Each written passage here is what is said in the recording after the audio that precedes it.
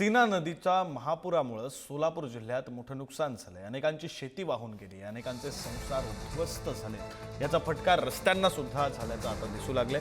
पाण्याची पातळी जसजशी कमी होते तसतसे या सीना नदीनं किती हाहाकार माजवला होता हे समोर येताना दिसतंय। सोलापुरातल्या तरडगाव या ठिकाणी असलेला रस्ता सुद्धा पूर्णपणे उखडून गेला। तरडगाव आणि तिऱ्हे या गावाला जोडणारा जो जुना दगडी पूल होता त्या पुलावरील रस्ता सुद्धा पूर्णपणे उकरून गेलाय। आज पुन्हा एकदा विसर्ग वाढवल्यामुळे या पुलावर पाणी पातळी वाढली आहे। मात्र या पुलाच्या सुरुवातीला जो रस्ता आहे तो पूर्णपणे उखडून दुसऱ्या बाजूला पडला असल्याचं दिसतंय। शिवाय रस्त्याच्या मध्यभागी मोठं भगदाड सुद्धा पडल्याचं दिसतंय आणि याचाच आढावा घेतलाय आमचे प्रतिनिधी शेखर पाटील। सीना नदीनं किती हाहाकार माजवला होता याची काही दृश्य जी आहेत ती आता मी तुम्हाला दाखवतो। माझ्या मागं तिरेपासून तरडगाव या गावाकडे येणारा हा मार्ग आहे। बाजूलाच आपल्याला सोलापूर आणि कोल्हापूर हा महामार्ग दिसत असेल आणि त्या महामार्गाच्या अगदी बाजूलाच एक छोटा दगडी पूल देखील आहे। सीना नदीचा जो तिरे गावातून या तरडगावकडे येणारा पूल आहे त्याचाच पुढे हा रस्ता येऊन तरडगावमध्ये मिळतो।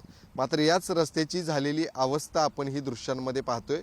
एक भला मोठा खड्डा देखील या ठिकाणी पडलेला आहे। बाजूलाच जो डांबरी रस्ता होता तो अक्षरशः उखडून दुसऱ्या बाजूला जाऊन पडलेला आहे। पूर्ण परिसरामध्ये अजूनही पूरस्थिती सदृश परिस्थिती आहे आणि त्यामध्येच पुन्हा एकदा पाण्याची पातळी वाढवण्यात येणार आहे। त्यामुळे निश्चितच नदीकाठच्या लोकांना पुन्हा एकदा सतर्क राहण्याच्या सूचना प्रशासनाने दिलेल्या आहेत। सीना नदीचं पाणी जे आहे ते ब्रिजच्या खालून या ठिकाणी येताना दिसतंय आणि हीच दुसरीकडे आपण सीना नदीचं पात्र जर बघितलं तर आपल्याला दूरपर्यंत नजर जर गेली तर अतिशय जवळपास 600 ते 700 मीटरपर्यंत ते सीना नदीचं पात्र आहे आणि त्यापासून हा भाग जो दिसतोय तरडगावकडे असणारा तो भाग 700 मीटर अजूनही त्या ठिकाणी मोठ्या प्रमाणात पाणी जे आहे ते पाहायला मिळते आणि मोठा कहर जो आहे तो या पावसानं या पुरानं या ठिकाणी केल्याचं चित्र या ठिकाणी दिसतं। त्यामुळं निश्चितच आज पुन्हा एकदा पाण्याची पातळी वाढवण्यात येणार आहे।